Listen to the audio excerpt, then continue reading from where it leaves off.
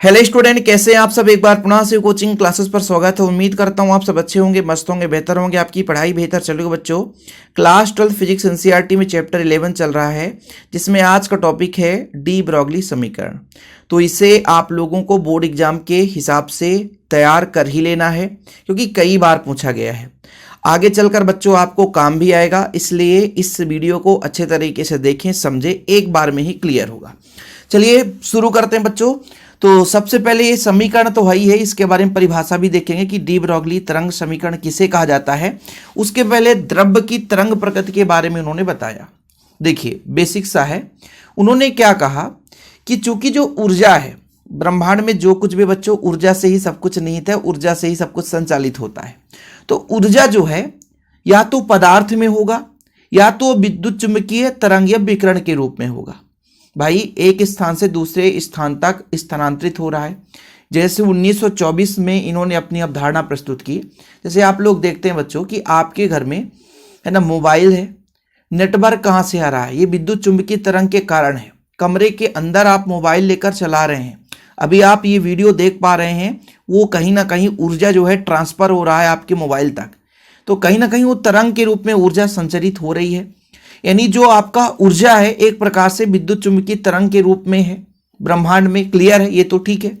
और बताया कि भाई साहब यदि विद्युत चुंबकीय तरंग में है तो हर एक पदार्थ में, पदार्थ मतलब द्रव्य, तो उन्होंने ये बताया कि संपूर्ण विश्व में जो ऊर्जा है वो द्रव्य और विद्युत चुंबकीय तरंग या विकिरण के रूप में विद्यमान है।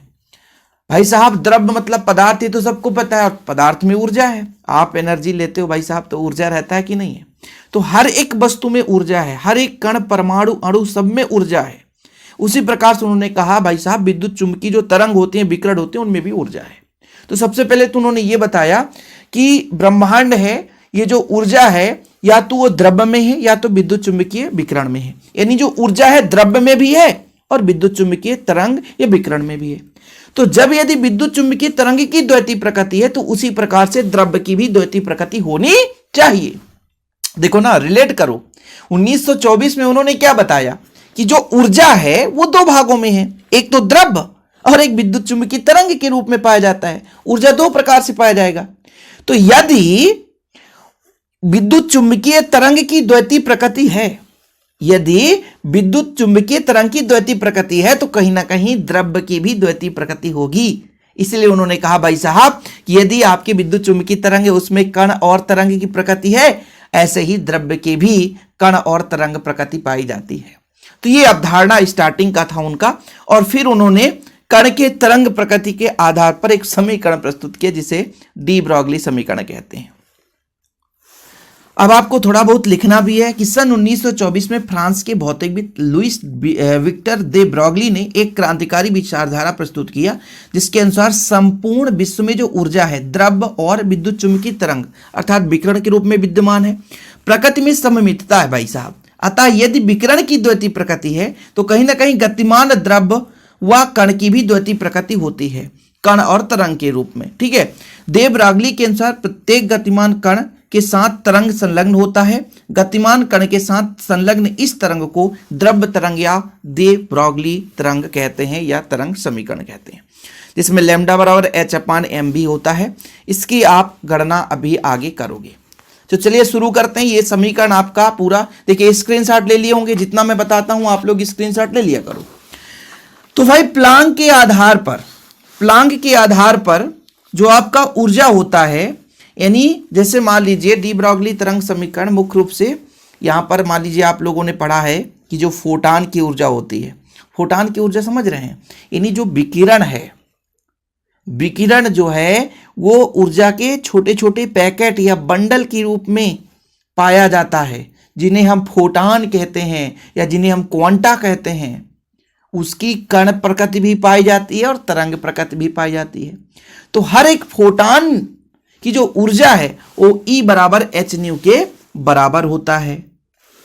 जैसे आप लोगों ने पढ़ा था कि भाई साहब मान लीजिए धातु है, धातु की सतह पर विकिरण आपतित हो रही है, धातु है, ठीक है।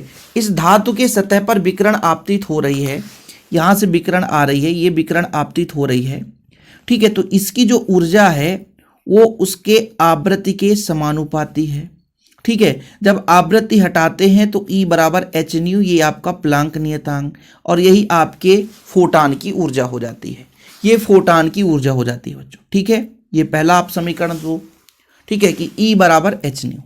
फिर आइंस्टीन के आधार पर m द्रव्यमान के कण पर या m द्रव्यमान के फोटान पर जो ऊर्जा है, कण की बात करें चाहे तरंग की बात करें, दोनों द्वैतीय प्रकृति पाई जाती है। तो आइंस्टीन के आधार पर ऊर्जा E बराबर m इंटू सी स्क्वायर होता है। ये आपके प्लांक के आधार पर ऊर्जा है और ये आपके आइंस्टीन के आधार पर है, ठीक है। अब यदि दोनों ऊर्जा, भाई E तो E है, ऊर्जा तो ऊर्जा है, ठीक है, तो दोनों को आप तुलना कर दो बच्चों, E बराबर एच न्यू को और E बराबर m इंटू सी स्क्वायर, तो ये आपका आ जाएगा एच न्यू, ठीक है, एच न्यू बराबर m इंटू सी स्क्वायर। एक एक पॉइंट को समझेंगे तो क्लियर समझ में आएगा। एच न्यू बराबर m इंटू सी स्क्वायर। ओके बच्चों, यहाँ तक क्लियर है। अब चूंकि आप लोगों ने, ये आपका आवृत्ति है, ये आपके तरंग यानी फोटान का चाल है, और लैम्डा उसका तरंग दैर्ध्य है। इसमें आप लोगों ने संबंध पढ़ा होगा, ये संबंध तो सबने पढ़ा है। तो जब संबंध पढ़े हैं तो इसको हम ऐसा तो लिख सकते हैं, कैसा, h तो h ही रहेगा, न्यू के जगह c अपान लैम्डा कर सकते हैं, बराबर m इंटू सी का स्क्वायर। अब एक c से c कैंसिल हो जाएगा, तो h अपान लैम्डा इक्वल m इंटू सी, इतना हो जाएगा बच्चों। या आप ऐसा भी तो कह सकते हैं, पक्षांतर कर दें, लैम्डा इक्वल, भाई ये कहाँ जल रहा है भाई, कितना हो जाएगा, h अपान m इंटू सी। ये आपके तरंग के तरंग दैर्ध्य का समीकरण आ चुका है। और यदि मान लीजिए जो कण है उसका वेग c ना होकर आपका v हो वेग, यदि कण का वेग v हो, तो संवेग बराबर होता है द्रव्यमान गुणे वेग, सही है। संवेग बराबर कितना होता है, द्रव्यमान गुणे वेग, संवेग और द्रव्यमान गुणे वेग, यानी m इंटू सी, ये भी वेग है। तो यहां पर हम कर सकते हैं बच्चों, लैम्डा इक्वल h अपान पी, ये भी आपका एक समीकरण है। समझ में आया। तो पहला जो स्टेप होगा बच्चों वो कहां से होगा, देखिए आपका ये है प्लांक के आधार पर E बराबर एच न्यू, और ये आपके आइंस्टीन के आधार पर E बराबर m इंटू सी स्क्वायर। इसको दोनों को आप तुलना करोगे तो आपका एच न्यू बराबर कितना हो जाएगा, एच न्यू बराबर हो जाएगा m इंटू सी स्क्वायर। अब आपने न्यू बराबर पढ़ा है c अपान लैम्डा, तो यहाँ पे वैल्यू रखेंगे, c से c कट जाएगा, तो कितना बचेगा, h अपान लैम्डा बराबर m इंटू सी। इतना क्लियर है, एक c से c कट गया तो इतना बचा।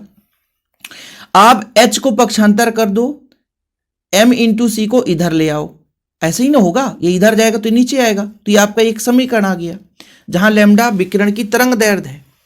अब यदि मैंने आपसे कहा भाई साहब कण का वेग भी हो, यहाँ पर प्रकाश के वेग के बराबर है इसलिए m इंटू सी है, तो द्रव्यमान गुणे वेग बराबर होता है संवेग, तो h अपान लैम्डा बराबर h अपान पी भी हो सकता है, क्योंकि m इंटू सी की जगह हम लिख सकते हैं बच्चों p, ठीक है, क्या लिख सकते हैं p, तो h बराबर लैम्डा अपान पी भी हो सकता है। ओके, यही आपके डी ब्रॉगली तरंग के लिए समीकरण है। तो स्क्रीनशॉट ले लीजिए, पहले का स्क्रीनशॉट ले लिए होंगे आप लोग, छोटा सा तो वीडियो है यार, कुछ भी है ही नहीं है। जो बच्चा अच्छे तरीके से समझ लिया होगा उसको कुछ भी दिक्कत नहीं होगी, आसानी से समझ में आ गया होगा। वीडियो पसंद आए तो लाइक करके शेयर जरूर कर दीजिएगा बच्चों। ऐसे वीडियो पाने के लिए चैनल को सब्सक्राइब भी कर लीजिएगा। ओके, और डिस्क्रिप्शन पे हमारे ऐप का लिंक मिल जाएगा। यदि आपको नोट्स में लेना है तो ऐप से ले सकते हैं, या कॉन्टैक्ट नंबर है 9685299149, 9685292949। प्रॉपर रूप से नोट्स दिए जाते हैं, जो आप लोग देख रहे हैं ना, यही नोट्स दिया जाता है। जो यदि चलो स्क्रीनशॉट नहीं लिया तो हम समय दे देते हैं आपको, ये लो, ठीक है, इसका भी आप लोग स्क्रीनशॉट ले लो, आपके मन में ये ना रह जाए कि हमने नहीं ले पाया सर। ओके बच्चों, जय हिंद, वंदे मातरम।